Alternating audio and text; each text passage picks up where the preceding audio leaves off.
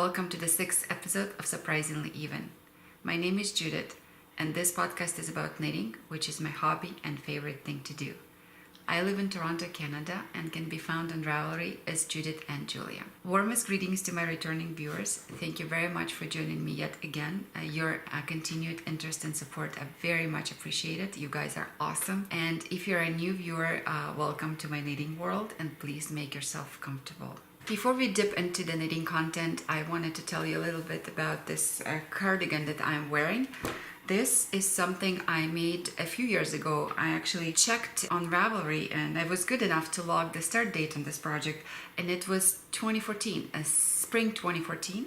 The pattern was called Brioni by Bristol Ivy, and the yarn is linen by Louet. So this was my probably one of the very first attempts to knit with linen yarn. Not the last one. I love knitting with linen for summer. I think it's a really, really nice fiber.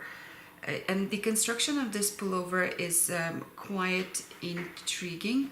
Let me show it to you. So the bottom part is kind of knit across in this direction, and then I can't quite remember at this point, but either stitch is picked up and it's finished bottom up, or was it done top down? I don't know exactly, but it's actually quite involved. And then the band is going all the way around, and the same detail is reflected in the back. So it's a quite open cardigan, really flattering in its fit. So I'm quite happy with the result, and I'm actually quite impressed with myself taking on something as involved as this with as little experience as I had at the time of making garments. So what this shows is sometimes lack of experience makes us fearless. The less you know about all the things that may potentially go wrong, the more you're inclined to take on new challenges. If you're looking for a pattern for something like this, at the time this detail quite appealed to me, so this was one of the big reasons I picked this pattern.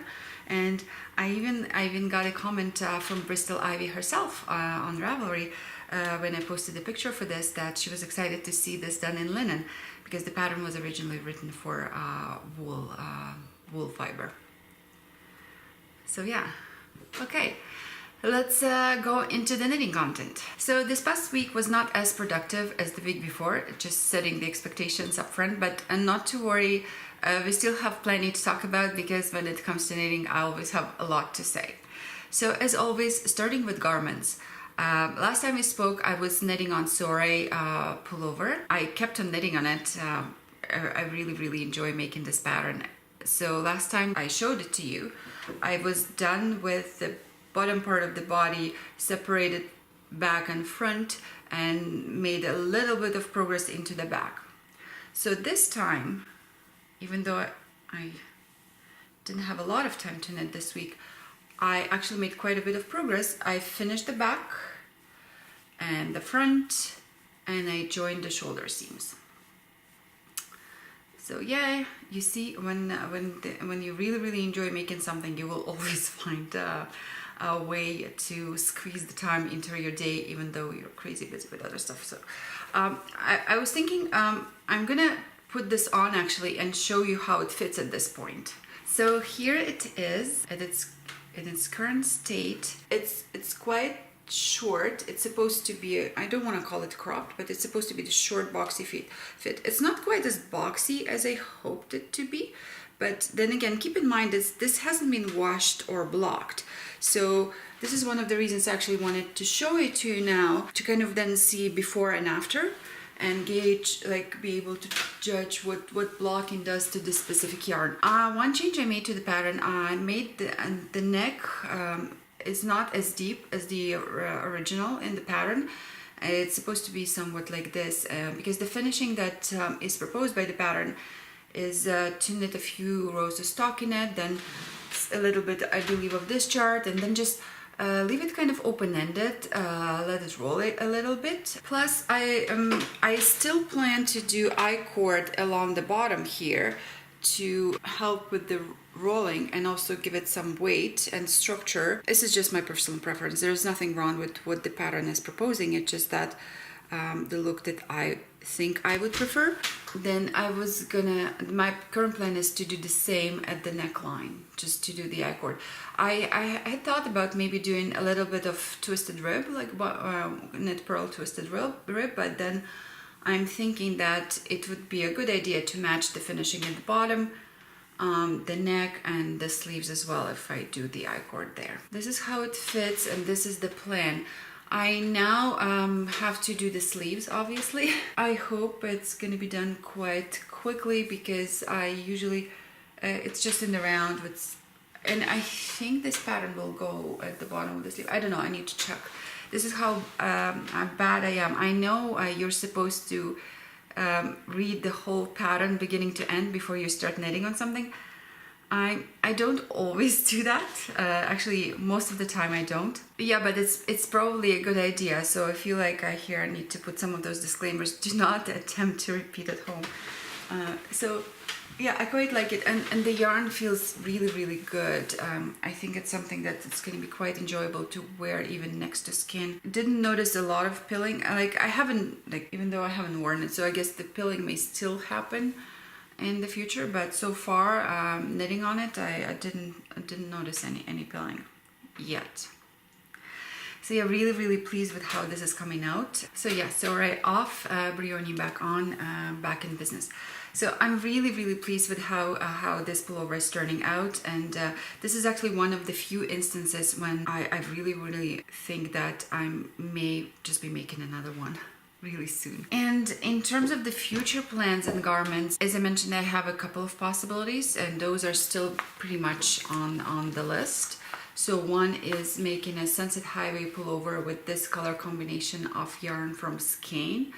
I did get an overwhelming vote of support for this color combo from my audience, so thank you guys for watching, and thank you for giving me such a great advice and confirming my choices.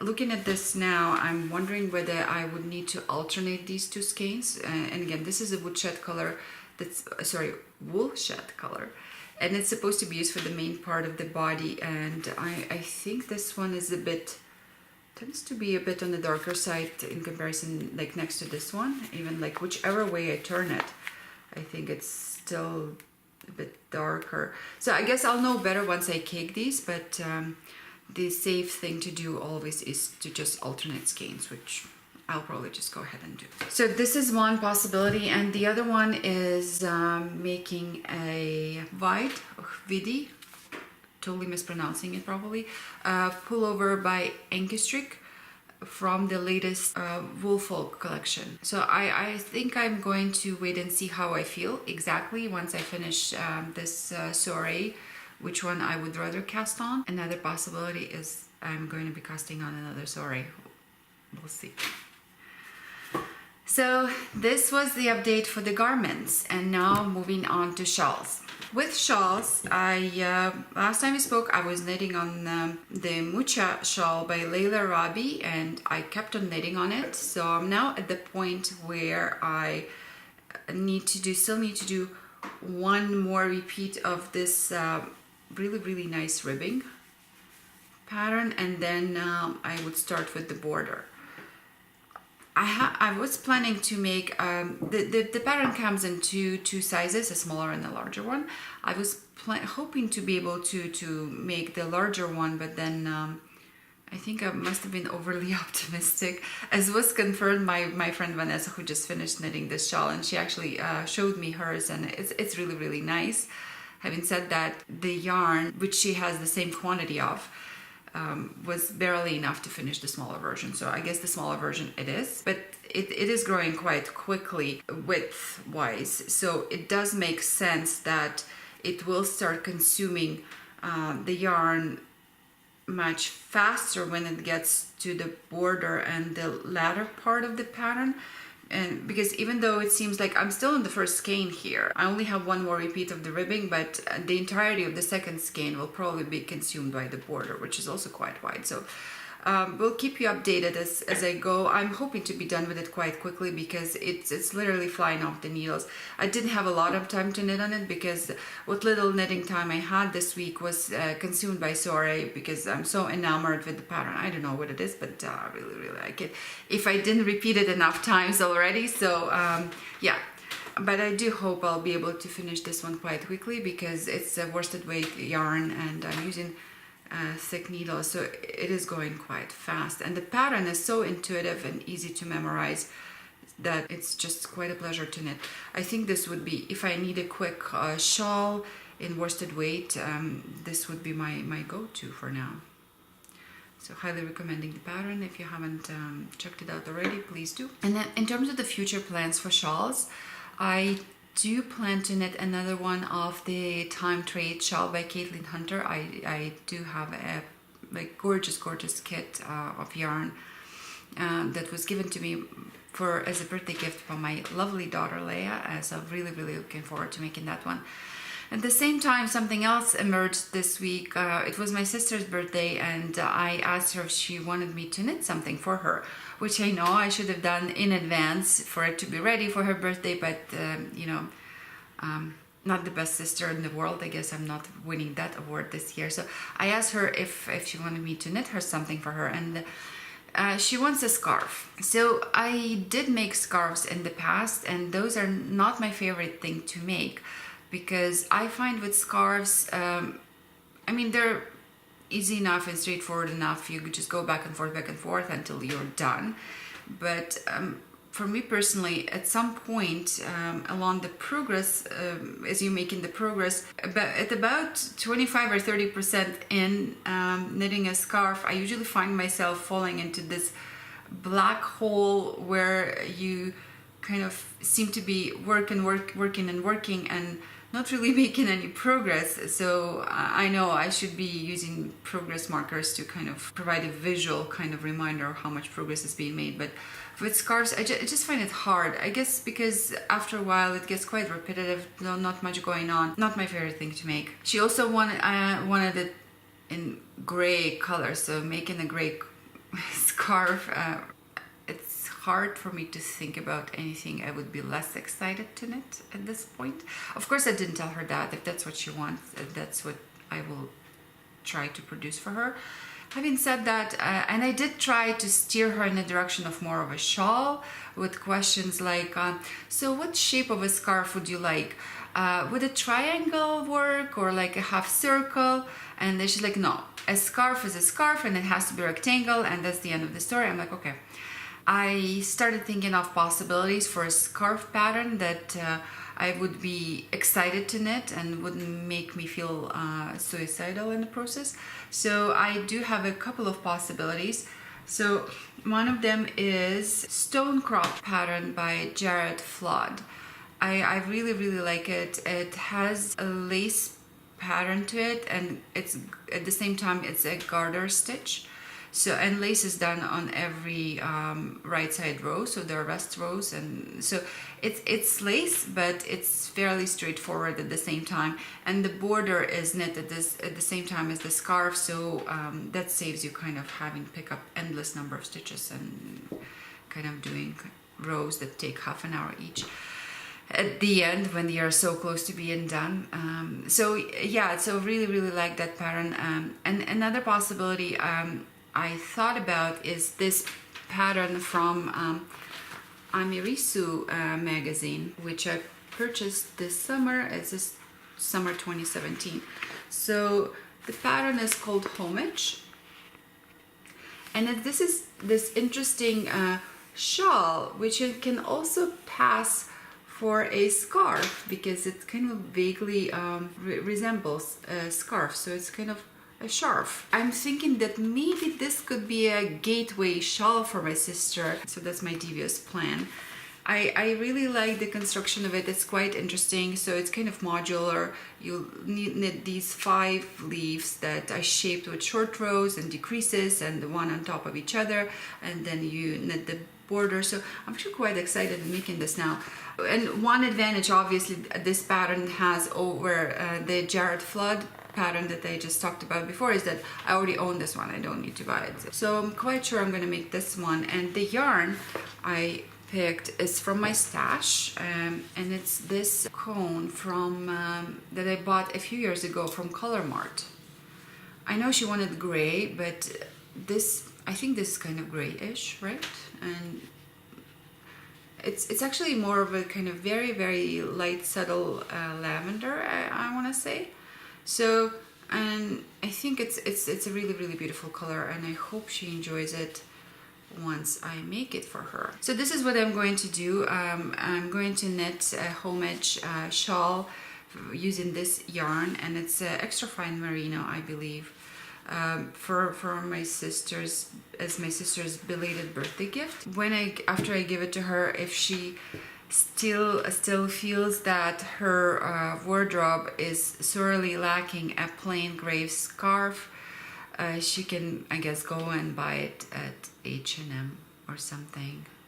So here I go, totally ignoring my clients' wishes, because we always know what's best for other people, right? So okay, I'll keep you up to date on how the plan goes and the impact it would have on my relationship with my dear sister. So that was an update on the shawl, and now we can talk about hats.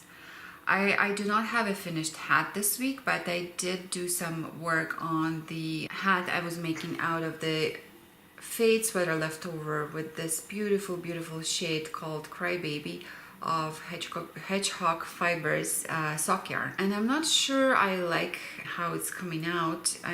The fabric is somewhat loose, looser than I think it is on a sweater, even though I'm using thinner needle size, and I'm not sure whether it's because it's a wooden needle this time, or whether it affects my gauge, so, or maybe it's gonna even itself out after I wash it. Maybe it's gonna bloom a bit. Plus, I think it's kind of loose in its fit. Let me just put it on. So it's not very snug. So and I know hats do tend to stretch with wear, so this could probably be an area of concern. So yeah, not too happy with how this is turning out. And I'm probably overthinking it, because this is just something I'm making to use up the leftovers of the yarn. But I still feel that, you know, there's a lot of work by a lot of people has gone into making this yarn so beautiful and really making it what it is. So I feel I kind of have, even though it's a leftover, I feel I kind of have this responsibility and duty of care to make this yarn into the best object it can possibly be. Even though I do not have a specific recipient in mind for this, I'm just, if I'm not happy with how this is turning out, I don't want to pass on that kind of energy to other people. So I may just frog it, start on another hat while I'm thinking what to do with this yarn, whether I should knit the same pattern again, maybe with the fewer stitches or smaller needles just to tighten the gauge, or maybe I want to combine it with something else and make like something else than a hat. So my next hat is going to be antler hat that I'm going to make with this not Iron More Light, just regular weight of Iron More from the Fiber Company. I already know who it's going to go to, and this should be a fairly quick knit as far as I remember. Antler's pattern is very intuitive and flying off the needles, as much as I don't like to use this expression, but that was the case with the last one I made. So that's the plan with hats. And now we can talk about mittens. So excitingly enough, in the mittens department, we do have a finished object, and if you watch the past episodes, you can probably guess what it is. And these are the second pattern of the Selbo Mittens Club by Skein. So here they are, all done and washed and blocked. Look, they look so Christmassy. I really like them, and even goes with this outfit. So let me just put these on to show you the fit. And it fits quite well along the cuff here, but as I was saying last time, I do have a bit of room at the end, at the top. The fit in this part is a bit probably bigger than I need for my hand. So interestingly enough, the gauge is matching exactly what the pattern calls for. So I'm just trying to think, because I know there will be 3 more patterns in this club, and I'm guessing it will be roughly same stitch count, for all of them. So I'm trying to think how to remediate this problem in the future, because working off of a chart like this, you're kind of at the mercy of it. There is not much room for making it smaller. You're kind of forced to maintain the stitch count to what's specified by the chart. So one potential solution that I could think of to this fit problem that I'm experiencing, and I didn't read too many comments from other people who would say it was too big. So this is something probably about how my hands are shaped. So one solution I was thinking about, I would do this part again, and I have already the same kind of yarn for the next pattern, just in different colors. For the next pattern, if it does follow the same stitch count, what I would probably do, I would knit this part on the same size of needles that I've used for this pair, but maybe for this top portion I'll switch to a smaller needle size, and I hope that will help to fix the fit issue that I am experiencing. And these are incredibly warm. I'm gonna take it off now because as I mentioned, the weather today is beautiful and it's quite warm at the cottage. But I think these will get a lot of wear in the winter when it's gonna get cold. This color is so Christmassy, makes me think of holidays and all the nice stuff that comes with those. Really happy with how these turned out. Again, thank you, Ellie, for the beautiful pattern, bringing to us this knitting tradition from Norway. I was thinking whether I should start another pair of mittens before the next pattern in the Sailboat Club is going to drop, and I think that would be October 1st, which is a couple of weeks from now. So I'm not sure I will be able to squeeze in another pair. I'll just sit tight and wait for the next pattern in the club and then cast that one on as soon as it's released. So stay tuned for that. So let's talk about socks. In the socks department, there's no finished object this week, but there is a new cast on. As promised last time, I did started a new pair, and here they are. Look how cute. So again, 2 at a time, making those bottom up. And for the stitch pattern, I'm using this stitch from the Hermione's Everyday Socks. It's a free pattern on Ravelry, and when I started at first, I wasn't sure whether I should continue with this stitch pattern or maybe it's too simple, because really it's mostly stockinette with some purl stitches sprinkled every other row. I thought that maybe it's not interesting enough, but then I think it's actually perfect for this yarn because it creates enough texture and visual interest without distracting from the yarn itself. And this color is absolutely gorgeous. I really love it. And here how it looks like on plain stockinette. So you see the difference. So this is plain stockinette and this is the textured portion of the pattern, and both are quite beautiful. And actually I really like this yarn to the point that I'm thinking I wouldn't mind making a garment in it. I think it will go really nice with my complexion. One challenge would be to procure enough, the quantity, because with Indie Dyers, and this is by Lichens and Lace, it's a local Ontario dyer, I believe. And with Indie Dyers, sometimes it's not easy to procure yarn in meaningful quantities. So I may start to search, or maybe I'll reach out to the company and see if they do custom orders. But I really like this color.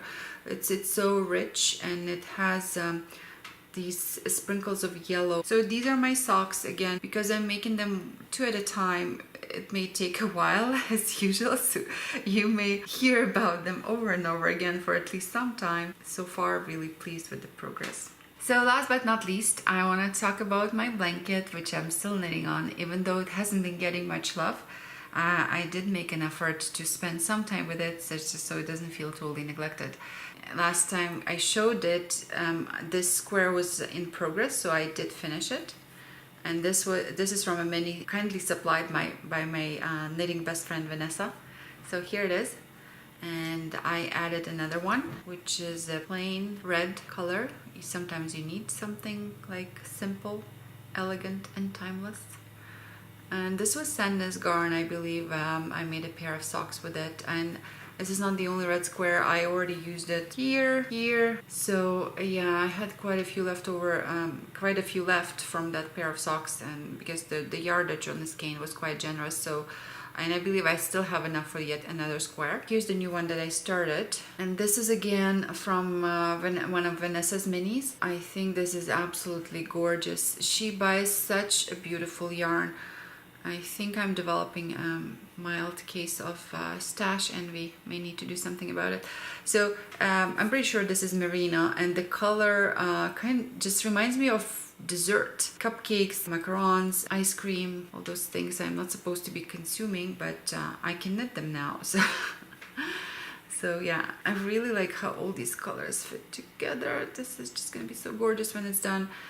So I'm nearing the end of this row, and by row I mean like a diagonal type of thing, because this is how I'm growing the blanket. So after this one is done, I'm gonna I add another square and working on another diagonal. So we'll keep you up to date on how this is coming, but so far it's really nice, and I can't wait for it to be done. I don't think it will be done in time for this winter. I guess we'll see. So let's talk about treasure. In the treasure department, there are no new arrivals this week. I do have a couple of things that are on the way, so stay tuned. Ordered a couple of really exciting skeins from Nora George, so I can't wait for those to arrive. So I want to talk about all the recently released beautiful pattern collections. As we are nearing, I think September hits, you officially start the knitting season. So all the big designers and companies are the exciting names are releasing new patterns, so we can knit on in the anticipation of the colder weather. So the three such collections that have recently been released are the Woolfolk, Brooklyn Tweed collection, and Quince & Co. And I'm a great fan of all of three designer houses or companies, I guess. So just wanted to talk briefly about these collections, because some of them, as you may have guessed, will probably end up in my queue, and you will be seeing them materialize on the future episodes of the podcast. So I thought I would run my plans by you just to get your thoughts and see maybe we have been contemplating on knitting some of the same patterns. So starting with the Woolfolk collection, I have already mentioned one pattern that is definitely in my queue, and I'm going to start on in the near future, and that's the Hvide pullover. Again, apologies for mispronouncing the name. By Engerstrik, that I'll be making out of skein yarn. Another pattern in that collection that caught my eye was the beautiful shawl by Melanie Berg, and the name of the pattern is Scala. So it's beautiful, wide and huge. It has just enough texture and just everything that makes me want to knit it.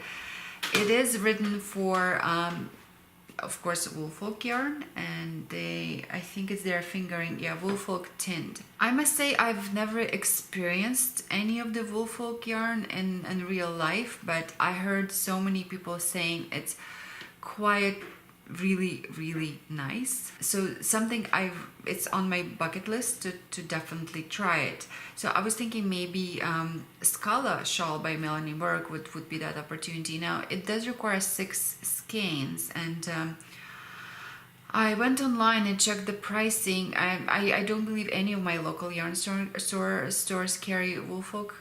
I will probably check, but I'm pretty sure I never seen that in any of the stores I went into. So I checked the price online, and it's with 6 skeins, it would be quite an investment. So I'm still thinking about that, but that's a strong candidate for actually popping up on my queue and on my needles. There are other beautiful patterns in that collection that I admired. A couple of them with bigger sweaters made out of thicker yarns that I really like to see on other people, and I can even imagine how the experience of knitting it and wearing it. But having said that, I'm trying to be conscious and try to go less for knitting things that I will be enjoying making as opposed to going in the direction of making things that would actually be a good fit into my wardrobe.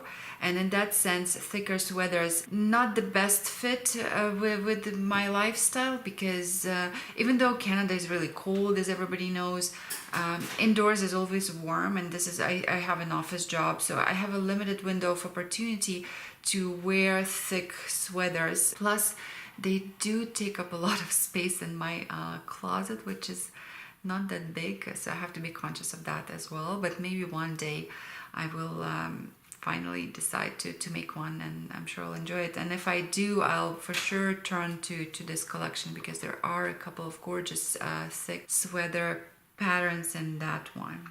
The second collection that was recently released and that I want to talk about is Brooklyn Tweed Fall 17. For those of you who haven't seen it yet, definitely check it out. It's a gorgeous collection of patterns, as always. Brilliant effort by the team. And there are a couple of patterns that caught my eye in there. I mean, every pattern is gorgeous in its way, but I'm trying to look through the prism of what could work for me personally and what would fit into my wardrobe. So, of course, the Charlie cardigan by Veronique Avery is absolutely stunning. This doesn't mean that I'm going to cast it on right away, because if you look at the pattern, it would be quite a commitment. So there's a lot of cabling, and it's also, I believe it's knit in pieces, and then they would have to be seamed, which is not my favorite construction approach to knitted garments. It's absolutely gorgeous and stunning, and if I ever decide to make a big cabled cardigan, this would be right up there with the anniversary cardigan that I'm still trying to make happen from the Pom Pom magazine. So that's one candidate, and the other one, interestingly enough, it's a men's pattern. It's called Hunter, and it's a vest. It's a cabled vest by Jared Flood, and it's absolutely stunning. I really liked it. Unfortunately, I can't think of any man in my life that would be wearing a lot of knitted vests. So that thought may need to be put on hold until either a suitable candidate emerges, or I may decide to just make it for myself, because I really like that pattern. I actually like the sample, the color. It's like this mustard honey yellow. And I think I can actually make it work for myself, so that's a possibility as well. Anyway, I'll continue looking at those patterns in the collection, and you can see I'm glancing at it right now on my iPad. So there will probably be others that will call my name, and you will see in the future on the podcast. And the last collection I wanted to talk about, but definitely not least, is collection by Quince & Co. Called Marsh. That's released I think Wednesday this week, and I absolutely love it. I'm a great fan of Quince & Co. in general. Their patterns, their yarns, their aesthetics, and this collection definitely did not disappoint. I do have a one absolute favorite pattern in there, and if you couldn't guess what it was, it's the Burke cardigan by Bristol Ivy. And it's a gorgeous cardigan that has brioche pattern, brioche lace, if you will. And it's done in their lark yarn. I loved it so much that even though I swore not to buy any yarn anytime soon, almost ordered lark. One thing that stopped me is the fact that being worsted weight yarn, it is still being sold in 50 gram skeins, which means that the yardage per skein is only 134 yards, which will probably feel like having to start a new skein every 15 minutes or so. Well, I'm probably exaggerating, but still, I wouldn't be looking forward to the amount of ends I would have to weave in at the end. Plus, since this pattern is brioche and quite open, it would make it trickier to hide the ends. So on the other hand, I heard so many good things about lark. I may still do that, but I started looking for a substitute, so my mind is now actively searching.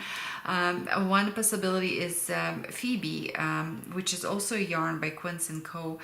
But unfortunately, they don't have a lot of color selection with Phoebe, not as much as with Lark. And I really, really wanted to try the honey color of Lark, which is one of the favorite colors of Vanessa's, and it does have interesting properties, so I did want to try that. But anyway, that idea is on hold now, but definitely Burke cardigan is on my hit list.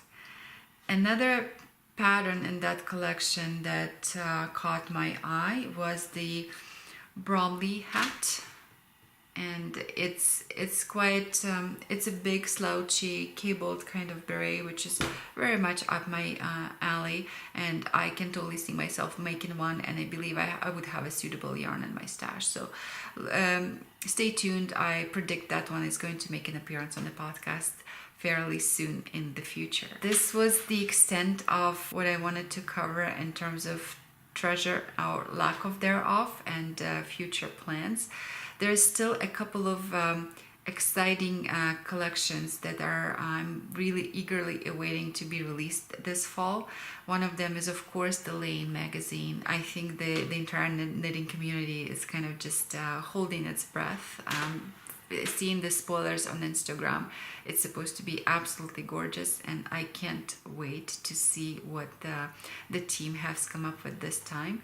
And the second one is the next installment of the Macon magazine, which I'm a proud subscriber of. I was just looking at the last issue this morning, which was the Dots issue, and it's absolutely gorgeous. I can't wait to get my hands on the next one. Once the Lane magazine and the Macon magazine are released, I'm going to take the full scale inventory of the new and exciting patterns and firm up the plan for this fall in terms of what I'm going to make. So looking forward to that, and please share your own impressions and ideas from these collections or any other exciting patterns that they may have been recently released, or some oldies but goodies. Always good to revisit. So looking forward to hearing from you on that. And this is pretty much all the content I wanted to cover. So thank you very much for watching. Happy knitting, and I hope you enjoyed this episode. And if you did, please feel free to click the like or subscribe if you haven't already. As a new podcaster, any type of encouragement and support is greatly appreciated. If you have any comments, you can always enter them on YouTube or reach me on Ravelry, where again I can be found as Judith and Julia. Thank you for watching. Happy knitting. Enjoy the weekend.